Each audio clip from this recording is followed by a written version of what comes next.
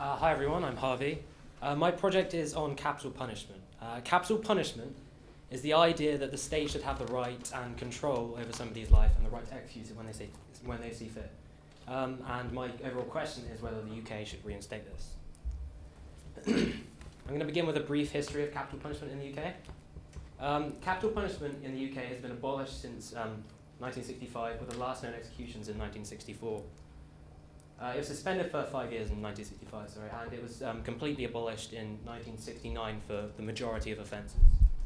But up until 1998, it was still possible to execute people for such offences as piracy and high treason. So it wasn't actually abolished completely in law until 1998. Why did I choose this project? It's a purely hypothetical project because if the UK were to reinstate the death penalty, then we would likely lose our place in the European Union. So it's unlikely that the UK will reinstate it. But I wish to study law at university, and I do study philosophy and ethics at A-level. And I'm interested in human rights, so I believe that this would allow me to intertwine the three. At the beginning of the project, I was undecided on my stance of capital punishment, and I need to point out I'm not religious at all, so I don't need to take into account factors such as Christian sanctity of life and things like that. But I do consider myself liberal, and I do place a lot of value on the human life. So that could sway me either way with regards to my conclusion. There are 4 key areas to this project that I outlined. To justify its reinstatement, these 4 areas need to be satisfied, I've decided. Is it effective in its purpose? I need to talk about the method of punishment that is used, the concept of death row, which I'll go on to talk about later, and the morality of taking life in and of itself as a punishment. Is the death penalty effective in its purpose? Well, when I asked this, I realised that the first thing I really need to ask is, what is the purpose of the death penalty? Is it to deter people from committing serious crimes? Is it to protect society?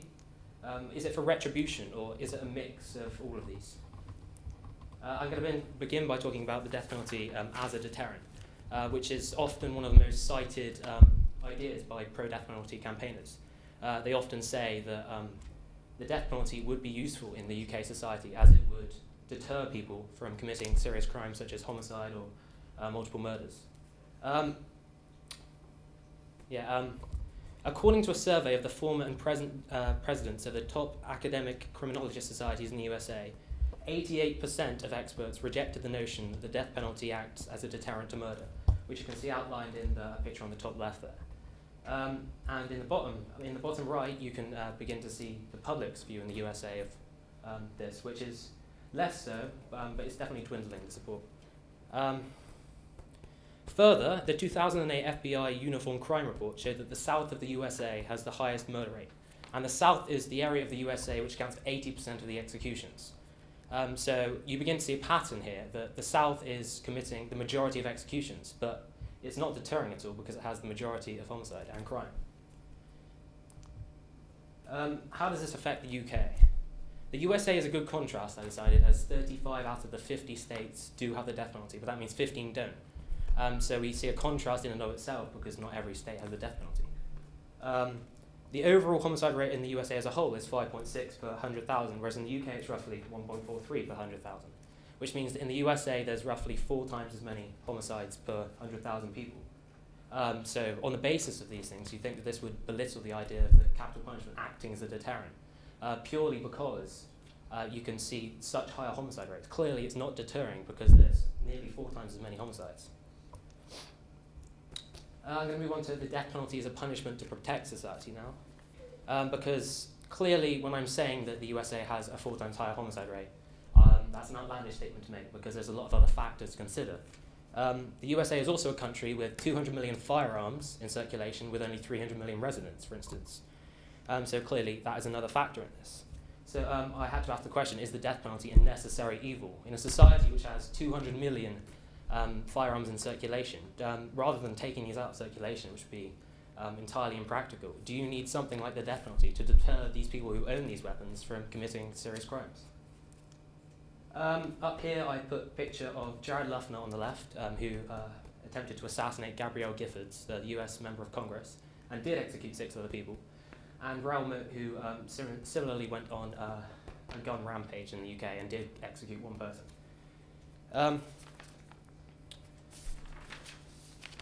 Essentially what I'm talking about here is the idea that Arizona, where Jared Luckner committed his crimes, has some of the loosest gun laws in the country.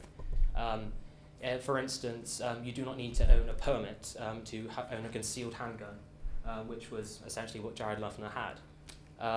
Whereas Raoul Moat, he committed his crimes in the country with much tighter gun laws. And in neither case were these people deterred. And Jared Luckner was certainly not deterred by the fact that Arizona has 135 of the USA's overall death row criminals. And in fact, he continued to commit these crimes anyway, and he's possibly going to be sentenced to death. And so I was beginning to ask the question, were either of these people deterred at all? Was Jared Luckner deterred at all by the fact that the death penalty was such an inherent possibility to what would be the consequences of his actions? I'm going to talk about how it could benefit society now, how the death penalty could benefit society. On the basis of things, we would get criminals off our streets, we don't have to pay our taxes to keep murderers alive, and we would make society a safer place. That's the basics, that's the ideas that a lot of pro-death penalty campaigners go on the basis of. And these are quite simple ideas, and you need to kind of look into these to kind of test the actual significance and how true these ideas are. Because really, it actually costs more to execute offenders. In the USA, we see this example because of the long bureaucratic appeals process, because of the changing nature of the way laws have worked in the world. There are currently 4 appeals processes in the USA after a defendant has been sentenced to death.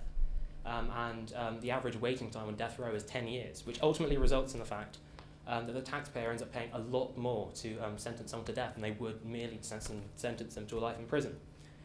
In California, the death penalty costs taxpayers an estimated $114 million a year more than it would to keep the convicts merely locked up in prison for life. And in North Carolina, the death penalty ends up costing $2.6 million more than the cost of sentencing people to life imprisonment. So there's no longer any real argument for the financial benefits of using the death penalty. I talked about the 4 appeals processes here. The direct appeal, the state habeas corpus, the federal habeas corpus, and the United States Court of Appeals. Were the UK to reinstate the death penalty, it would likely take a very similar course to this, as we are both very developed financially and just generally nations as a whole. So it would be likely that our appeals processes would kind of mirror these in some way. So we would likely begin to see a similar system, which is going on in the USA. Yeah, I got the facts there. I'm going to move on to the death penalty as an act of retribution now. I've got 2 quotes from the Bible here, because I decided that it's important to consider something like Christian ethics when the 2001 census still tells us that there are 37.3 million people in England and Wales who state themselves as Christian. And even more so in the USA, where it's roughly 70% still consider themselves Christian. I put an eye for an eye, tooth for a tooth from Leviticus, which is often one of the most cited quotes for retribution. But when considering this, you also have to consider the fact that Leviticus is really a set of purity laws, and it's meant for the Israelites in the Old Testament, and it's not specifically meant for people today. So when you consider that context, it's kind of less relevant. And further, you have quotes acting against retribution, such as telling you to turn the other cheek in Matthew 5. But I thought it was important to consider Christian ethics because it is still inherent no matter how much we try to reject it. For instance, Christian Oliver was a criminal in the USA who was sentenced to death.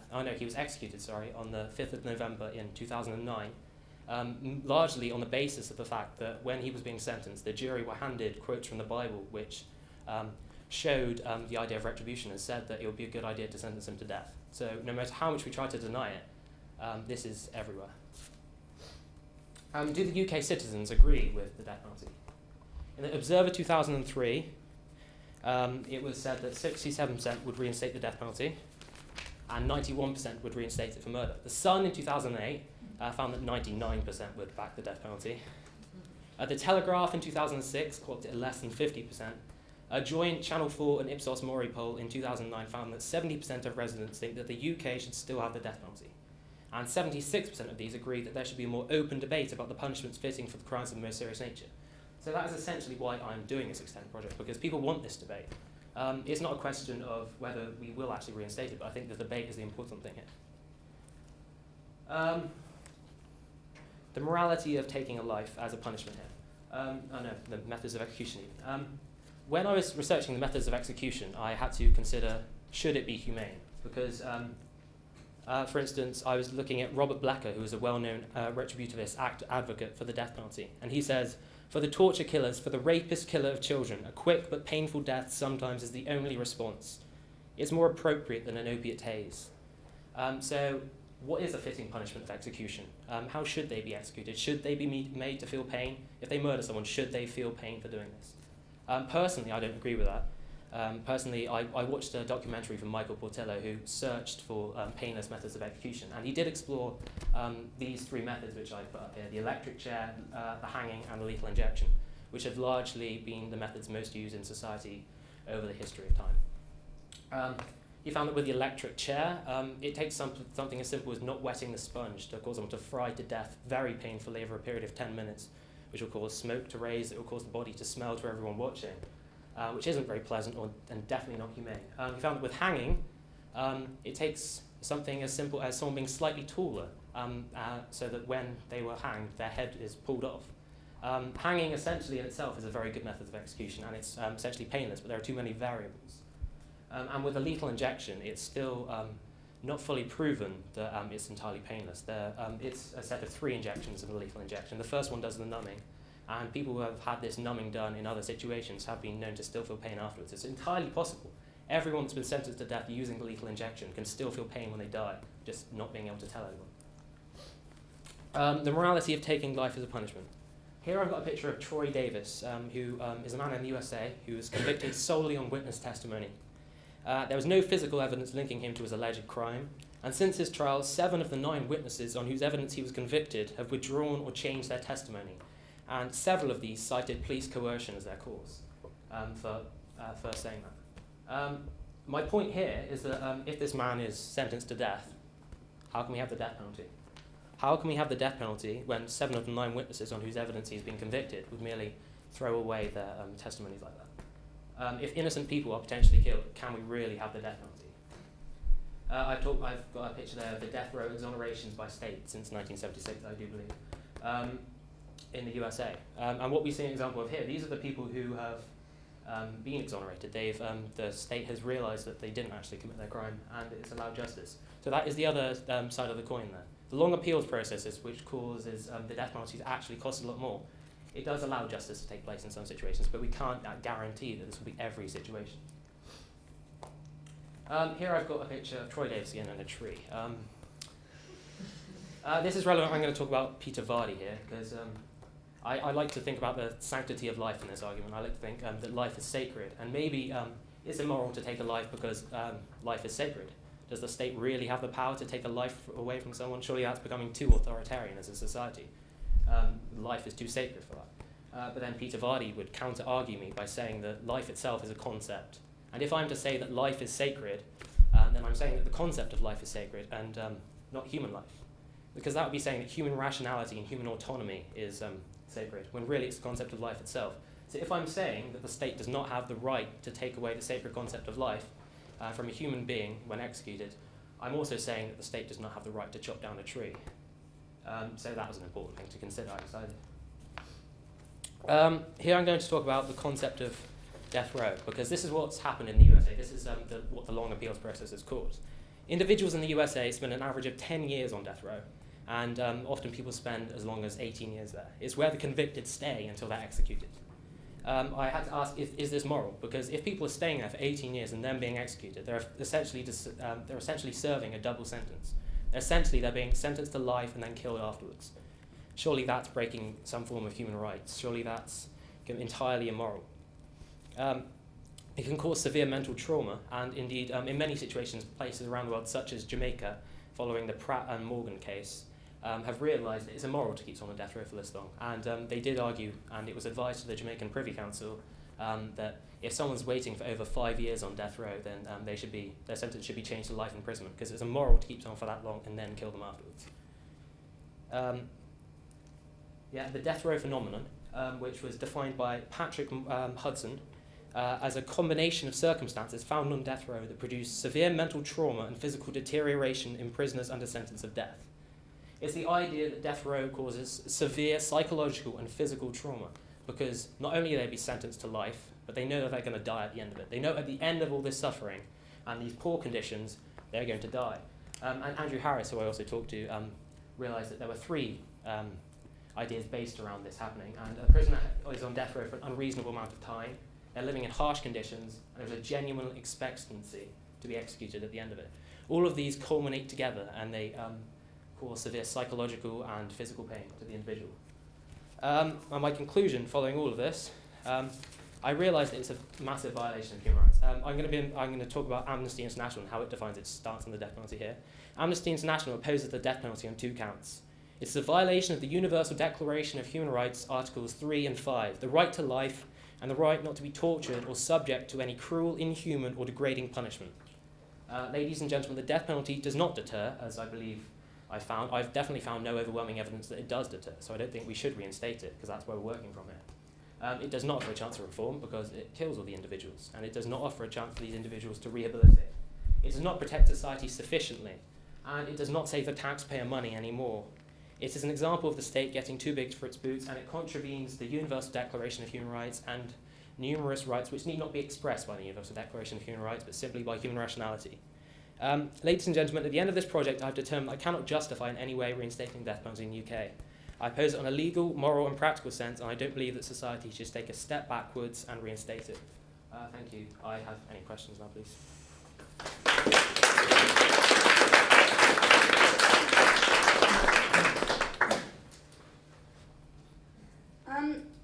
Although you talked about the methods that are commonly used, is there actually any methods that are painless to victims? Well, that was kind of covered in the Michael Portillo documentary that I talked about. He went on the search for a painless death, whether it's possible to execute someone completely painlessly and then to feel no pain.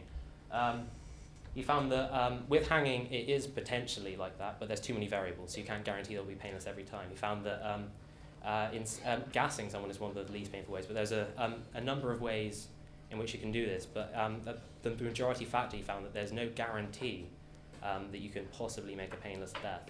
There's too many variables, so you can't possibly rely on this sort of thing. Is the lethal injection immediate when it kills someone? No, it's not immediate, but it has 3 stages to it. It numbs and then it eventually kills them. But no, it's not immediate. It does it over a series of time, which is it was created.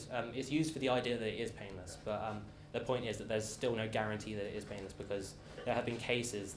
I know that there was a woman, I forget the name of, but she used the first stage in some kind of other operation, which is the numbing stage, and afterwards she could still feel pain. She wasn't sentenced to death afterwards, but it's the point that if this first stage can fail at times, then there's a good chance that a lot of people are dying very painfully without being able to tell anyone. Drawing from the example with the jury who was being swayed by the biblical references, does it make any sense to have a punishment that is in effect given on a criminal by fellow humans, where the people are quite easily swayed by their own opinions and their own thoughts on the matter? No, I completely agree with you, and I see your point. To put the death penalty, you need to be entirely sure that someone has committed a crime, and we have to accept that juries are still open to human error, and they are open to being swayed by such simple things as having a biblical passage passed around. And when this human error still exists, I don't think it can be entirely moral to sentence someone to death, because that's absolute. There's no going back from death, and there's too many variables, and there's too much chance of human error. Yes, Mr. Wright. Harvey, the statistics are quite interesting, aren't they? On the one hand, in the USA, you can see that it would seem that the death penalty has limited effect on deterring people from committing crimes, and yet when you see the statistics say even on the more moderate Ipsos Mori poll, 70% of Britons still want the death penalty, don't you feel that sort of conflict rather strange? Yeah, no, I do think it's important, because essentially when you see the huge amount of polls which do quote the public as believing that the death penalty would act as a deterrent, you have to bear in mind that the public who are believing it acts as a deterrent would be the same public who would potentially be committing these crimes. So if they believe it's acting as a deterrent, maybe they themselves would feel deterred from committing a crime if that is the case. So there is that kind of curious conflict that's going on there. Yeah. Yeah, my question is a little bit about the statistics as well. About the deterrent in the States. Is it 15 states that don't have the death Yeah, penalty? 15 states don't have the death penalty. Have you got any info on whether the murder rates went up or down after the death penalty was taken away, or they never had the death penalty in the States? Well, it's been changing. I believe the USA is going more and more towards an abolitionist state, so more and more rejecting it. But currently, as I said, the South accounts for 80% of the executions and also has the highest homicide rate, whereas the Northeast, which accounts for the least amount of executions, I think it's only Virginia around there which actually uses it, has a much lower crime rate. Can we just take one more question? Yeah. How many countries around the world still use a death penalty, and what kind of democracy do they live in? Well, it varies. I mean, Amnesty International, it says that there's 95 which are abolitionist for all crimes, but it also defines it as abolitionist in practice, which is the idea that there are many states which have not technically abolished the death penalty in law, but they have not used it for a serious amount of time, and it's believed that there are measures put in law against this to stop it from happening, such as for instance, I think the UK would be counted as abolitionist in practice up until 1998, because in 1997 you could still be killed for being a pirate, but it's unlikely that was ever going to happen, so we were still kind of abolitionist. But generally there's quite an abolitionist trend in the world, and I think Belarus was the only country in Europe, for example, to sentence someone to death last year. That's fantastic. Thank you very much.